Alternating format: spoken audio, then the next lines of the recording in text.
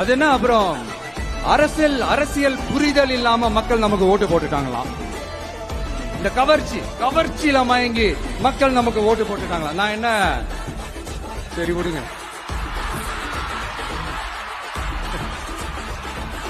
மக்கள் அவங்களுக்கு ஓட்டு போட்டா அந்த மக்கள் நல்லவங்களா? அதே மக்கள் நமக்கு ஓட்டு போட்டா அந்த மக்கள் கெட்டவங்களா? தற்குறியா? இதே மக்கள் தான் இத்தனை வருஷமா உங்களுக்கு ஓட்டு போட்டுட்டு இருந்தாங்க. உங்களுக்கு மட்டும் என்ன வேற ஏதாவது பிளானட்ல இருந்து குதிச்சு ஓட்டு போட்டு போனாங்களா? தற்குறியாமா? தற்குறி நல்லா வருது வேணான்னு பாக்குறேன்.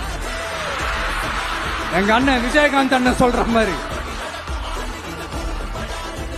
நீங்க மக்களை தப்பா பேசுனீங்கன்னா இந்த விஜய் வந்து கேள்வி கேட்பான், சும்மா இருக்க மாட்டான். இந்த விஜயும் தமிழ்நாட்டு மக்களும் வேறு வேறு இல்லை.